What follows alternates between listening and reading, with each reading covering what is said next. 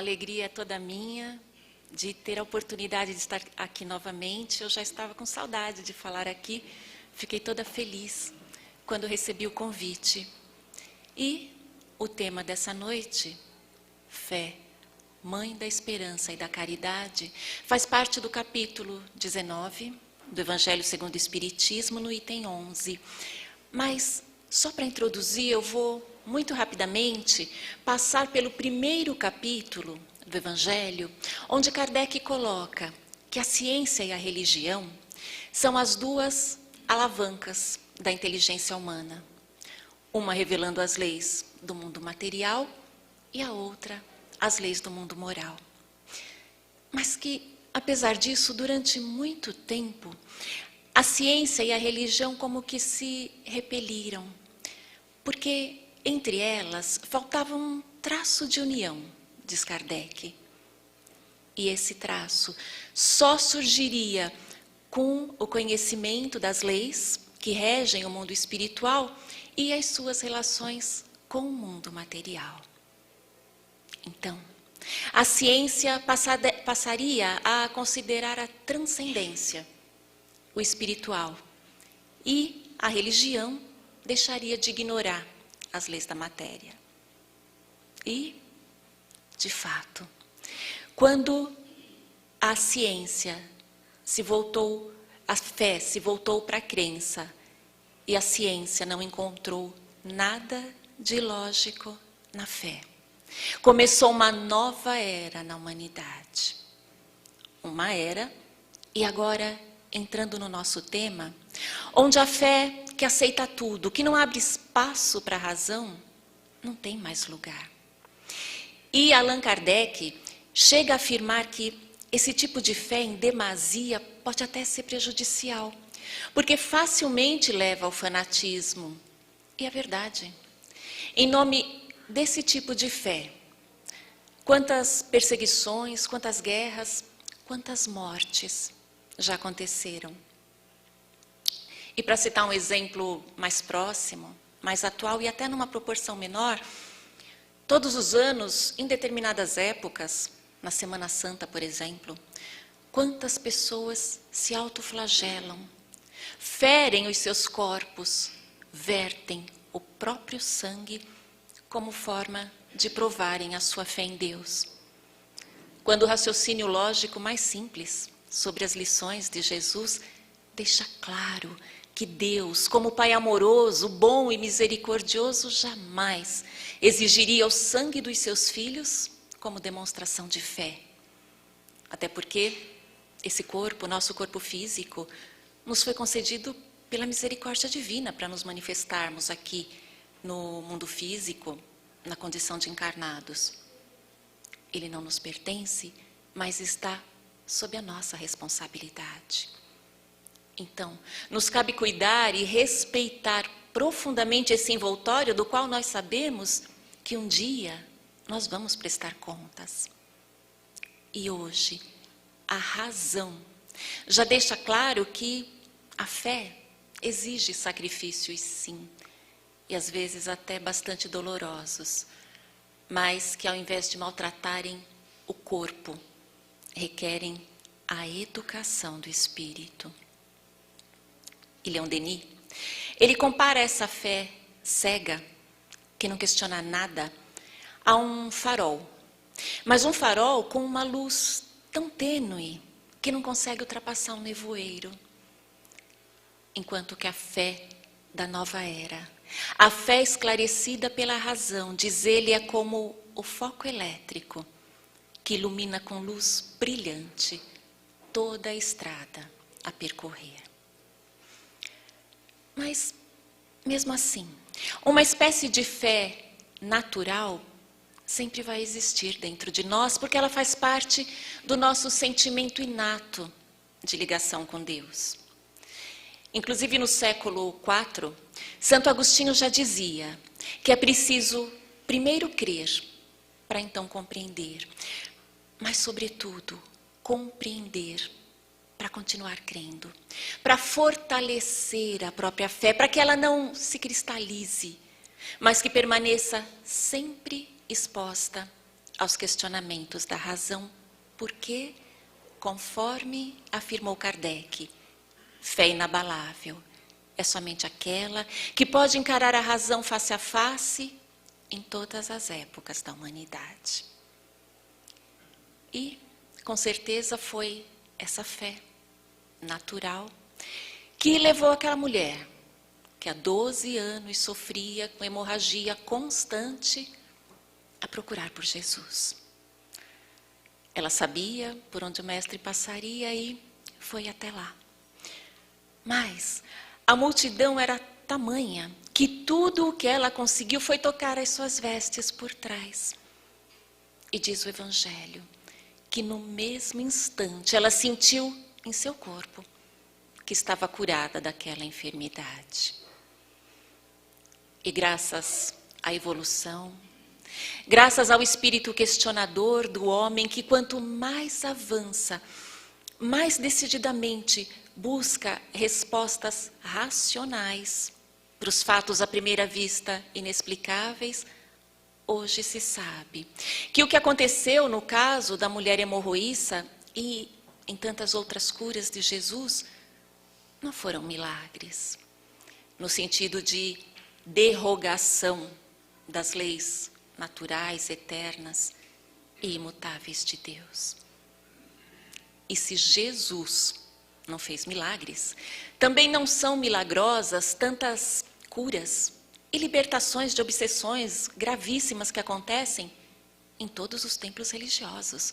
Porque nós sabemos que os espíritos do bem não atuam somente nas casas espíritas, mas eles são os portadores das bênçãos e dos recursos do alto, em qualquer lugar, onde haja reunião de pessoas puramente pelo amor a Deus e ao próximo, sem nenhum interesse material, independentemente de denominação ou de segmento religioso. Mas como nós somos espíritas, nós vamos falar da nossa realidade aqui, na casa espírita, entendendo que o mecanismo é sempre o mesmo, ou bastante semelhante, respeitando-se, claro, as peculiaridades de cada caso.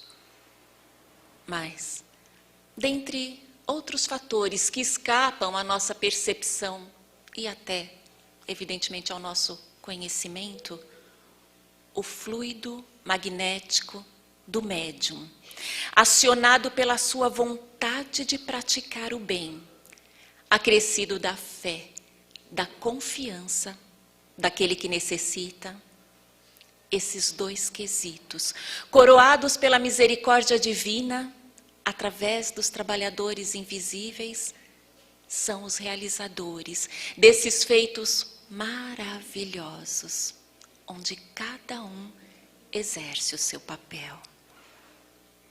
E isso faz a gente pensar na importância da moral daquele que se dispõe ao exercício dessa tarefa de amor, o médium. Porque nós sabemos, nós espíritas sabemos, que grande parte dos feitos de Jesus só aconteceram graças à pureza do seu magnetismo e à sua autoridade, à sua superioridade moral junto aos espíritos perturbados e perturbadores.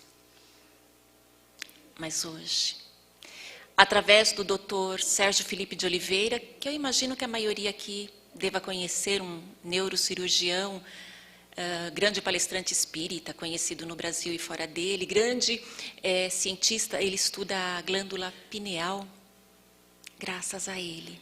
A ciência hoje explica que, ao receber a energia magnética pura de Jesus, com a mente completamente receptiva pela confiança que alimentava no coração, aquela mulher, que muito provavelmente sofria de metrorragia, que é um sangramento uterino fora do período menstrual normal, ela obteve a cura instantaneamente pela estimulação da glândula hipófise.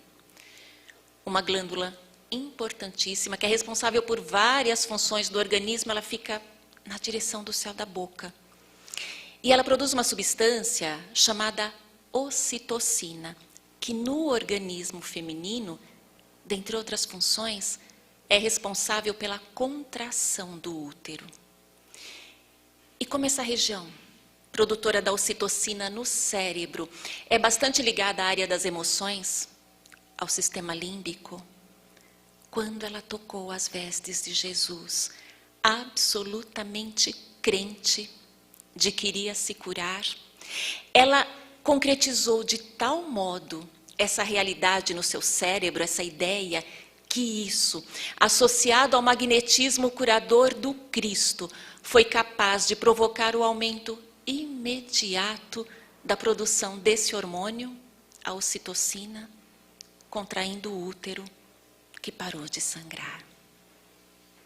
E Jesus, por isso, se dirige a ela dizendo: a tua fé te curou, oferecendo à humanidade o conhecimento precioso de que a fé, aliás, de que a cura, em grande parte, é mérito do próprio paciente. Inclusive, o Dr. Sérgio Felipe esclarece que os medicamentos normais, que nos são prescritos pelos médicos, têm a sua eficácia aumentada em aproximadamente 30% no organismo das pessoas que têm fé. Ou seja, nós trazemos conosco o poder de potencializar em até 30% o benefício de um medicamento, de um remédio elaborado através de estudos científicos. E o grande médico das almas, que já tinha esse conhecimento, procurava estimular a força interior naqueles que o procuravam, perguntando, como fez tantas vezes: o que queres que eu faça? Acreditas que eu possa te curar? Porque cada um precisa cultivar em si a própria fé. Fé é conquista. Ela é adquirida pelo espírito que, na sua jornada evolutiva, quanto mais confia na justiça e no amor do Criador, mais se conscientiza da perfeição divina e mais fortalece, consolida a sua fé. E o próprio Evangelho diz, está lá, que chega um momento em que o ser humano atinge um grau tal de desenvolvimento que por si mesmo ele busca a luz do esclarecimento, da verdade. E que a partir desse ponto ele passa a raciocinar sobre a fé. Daí Allan Kardec dizer que a fé não pode ser imposta. Ela é fruto de experiências, ou seja, é patrimônio espiritual. Quem possui não perde jamais.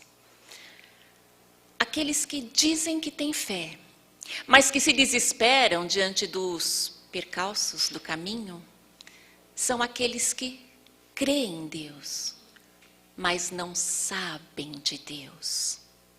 E do crer para o saber, o caminho é longo. Porque crer, muitos creem. Creem em Deus quando tudo está relativamente bem, tudo mais ou menos sob controle. Mas basta um dissabor qualquer, um revés, que pode ser uma doença, uma separação, uma perda financeira, para abalar a crença, para suscitar dúvida. Será que Deus existe mesmo? Se Ele existe, onde é que está a sua justiça? Dúvidas que demonstram que essas pessoas não cultivaram a fé, mas a crença, a ilusão de serem detentoras de algum tipo de privilégio, de proteção contra dores, desafios, crises, ignorando que isso também significaria não crescer. E que o grande mérito da fé não é afastar para longe de nós as dificuldades, mas nos fortalecer para que nós possamos superar essas dificuldades com dignidade. Mas aquele que sabe de Deus, esse não retrocede, não duvida e muito menos se desespera, porque o desespero é a falta, é a perda da esperança. Quem se desespera, não espera mais nada. Mas aquele que crê, espera sempre. E enquanto espera, trabalha. Porque se a aquisição da fé é um processo, e um processo que requer esforço, que requer aprendizado, cada um de nós está numa fase, numa etapa desse processo, onde a crença é o primeiro passo. A fé vem em seguida, pela razão, pelo conhecimento, e por último, a transformação. E via de regra, a nossa transformação precisa começar dentro de casa, na convivência com aquelas pessoas que nós sabemos que não estão ao nosso lado por acaso. As mágoas, os desentendimentos, os ressentimentos precisam ser transformados em compreensão, em perdão, em paz. Ao contrário do que estamos acostumados, nós precisamos começar a levar os desaforos para casa assim.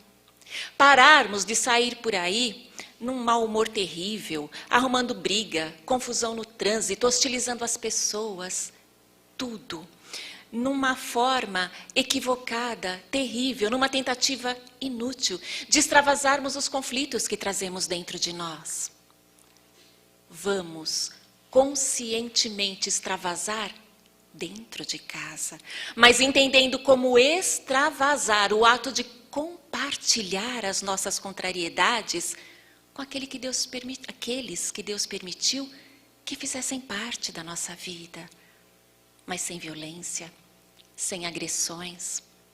Ao contrário, através do diálogo amistoso, na certeza de que se alguém pode nos auxiliar e nos trazer de volta ao equilíbrio pelo carinho e pela compreensão, ou mesmo nos alertar de forma saudável para os pontos onde nós precisamos nos melhorar, são exatamente aquelas pessoas, aqueles espíritos que hoje, ao nosso lado, assumem o papel de pai, de mãe, de irmão, de cônjuge, de filho, ou qualquer outro, que se está ali conosco, é porque estamos unidos por algum compromisso.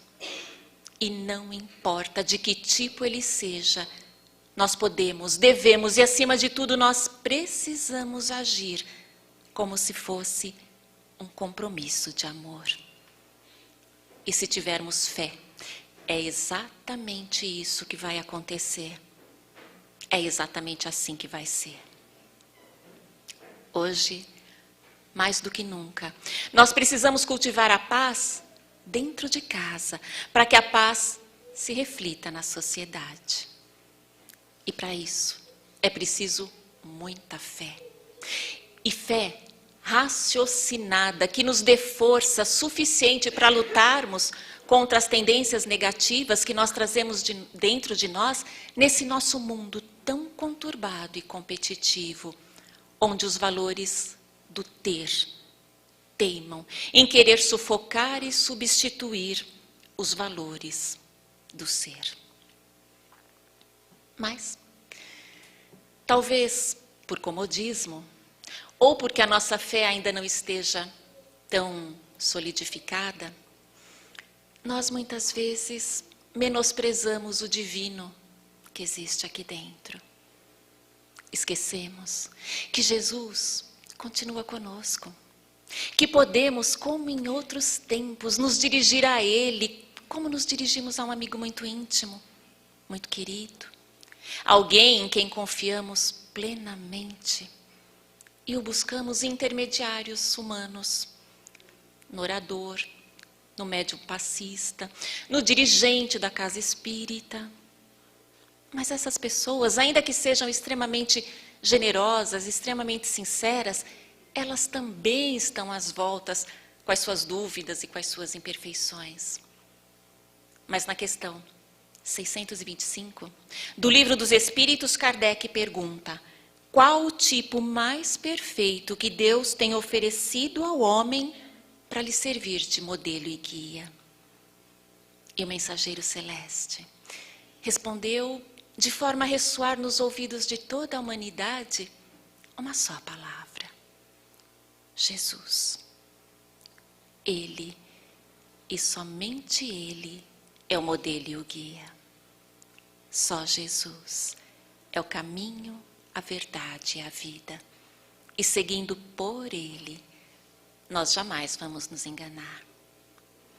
Os dirigentes, os médiuns, os tarefeiros de uma casa espírita, sem dúvida nenhuma, são trabalhadores extremamente abnegados, sim, mas que não podem assumir o papel de tomar decisões que cabem única e exclusivamente a nós, e nem fazer previsões sobre o nosso futuro.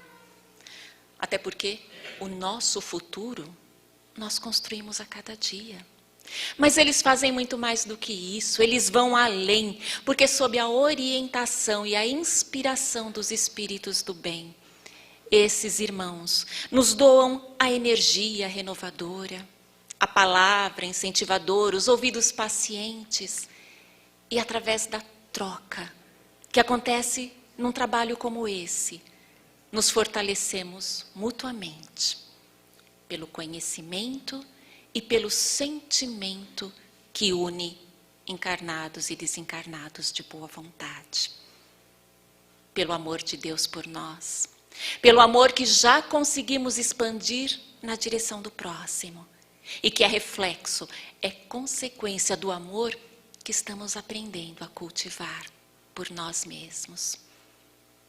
E tudo isso que requer empenho e muito, que requer vigilância constante, acaba se refletindo nessa capacidade que não tem absolutamente nada de miraculoso nem de sobrenatural, de acionarmos e direcionarmos a força poderosa da vontade pela nossa fé. Então, seja qual for a nossa necessidade, tenhamos a mais absoluta certeza que a espiritualidade ajuda sempre. Os médiuns fazem a sua parte, mas é a força da nossa fé, é o nosso trabalho interior que vai dar a referência da força do tratamento. Por isso, nós que frequentamos uma casa espírita como essa, não importa quanto tempo, e que ainda não conseguimos nos livrar das nossas dores, do corpo ou da alma, não devemos desanimar, não. E muito menos imaginarmos que em outra casa vai ser diferente. Usemos dos conhecimentos que nós já possuímos e de sinceridade conosco mesmos, e nós vamos entender que é dentro de nós que nós devemos buscar a causa e a cura dos nossos males. O que é que nós, e somente nós, podemos fazer e ainda não fizemos? E por quê? O que é que nos falta? Ou do que é que nós ainda precisamos nos livrar, nos libertar?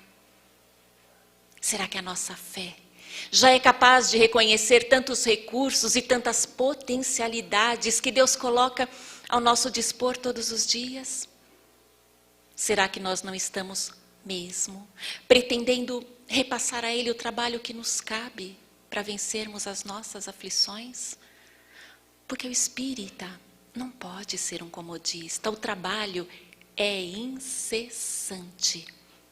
E esse verdadeiro código ético-moral, que é a nossa doutrina querida, por todo conhecimento que nos proporciona, pela clareza com que nos revela os ensinamentos de Jesus, não se limita a nos preparar para nos tornarmos pessoas melhores lá, no futuro, na outra encarnação. Não, ela nos dá todas as condições para conhecermos o nosso potencial e nos tornarmos pessoas totalmente conscientes do papel importantíssimo que nós desempenhamos dentro da sociedade na qual nós estamos inseridos agora, porque nos desperta para que nos transformemos, e aí o trabalho é nosso, em homens e mulheres plenos de uma fé que é capaz de transpor todas as montanhas de dificuldades, de preconceitos, de ignorância que nos cercam.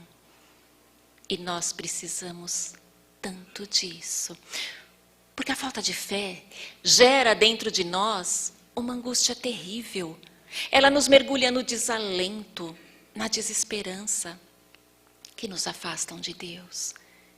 E afastados de Deus, nos afastamos da nossa essência e nos apegamos mais e mais à matéria, procurando nela, que é transitória, uma plenitude que seja permanente.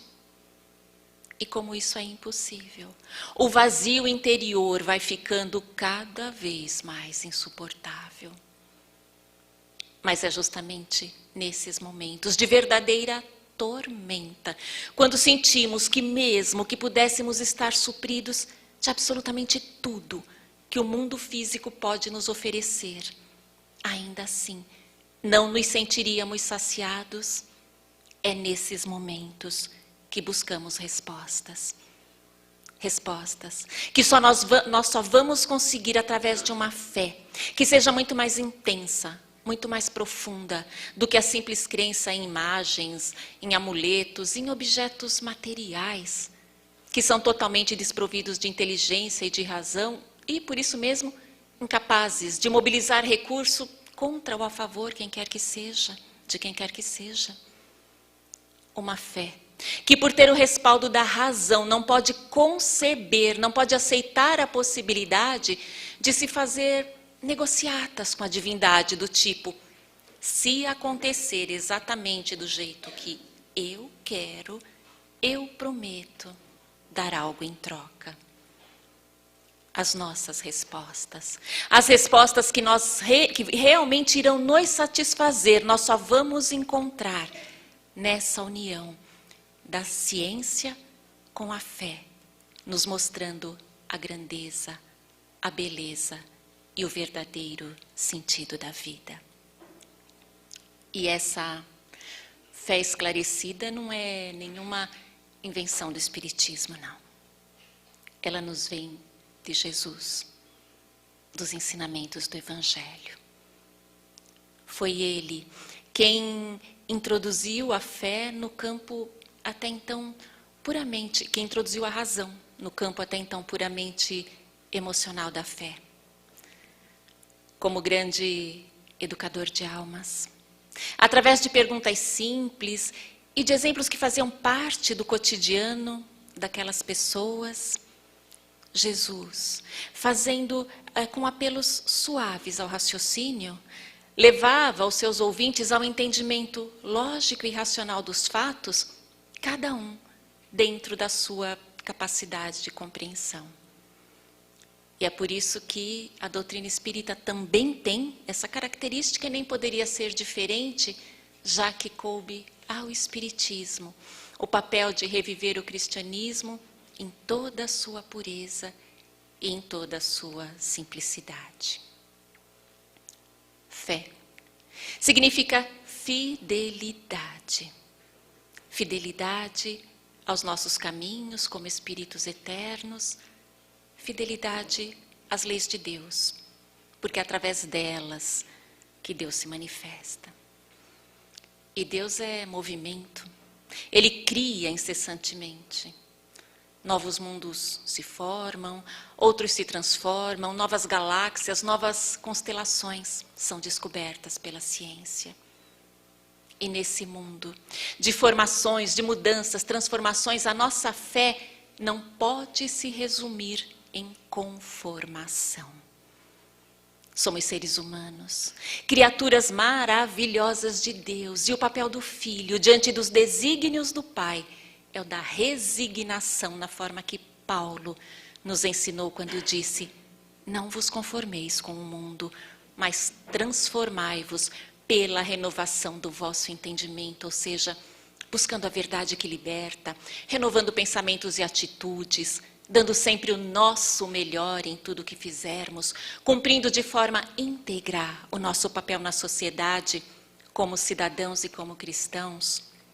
E aí sim, aquilo que nós realmente não pudermos modificar, aceitarmos, mas com a lucidez e a serenidade de quem sabe, não de quem acredita, mas de quem sabe que toda situação difícil tem um propósito, uma razão de ser que no momento talvez até nos escape, mas que com certeza se trata de alguma necessidade do espírito imortal que somos, para que possamos prosseguir cada vez mais plenos e livres, desenvolvendo razão e emoção na direção do bem.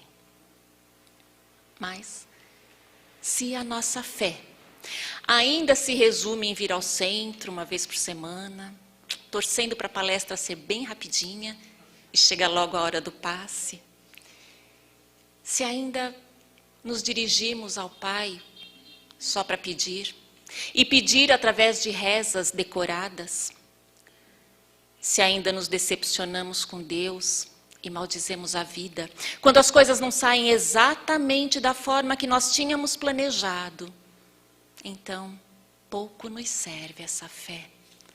É uma fé de boca, sem razão, sem sentimento. E embora nos dizendo espíritas, não somos muito diferentes daqueles que cultivam aquela fé que, conforme afirmou Kardec, já não cabe nesse mundo. Porque a fé da nova era, a fé a qual Jesus se referiu, vibra no coração daqueles que sabem que Deus está em tudo e tudo está em Deus, que Deus tudo vê e tudo provê, mas fazem sempre a sua parte. Todos nós temos uma missão a cumprir, somos todos espíritos missionários.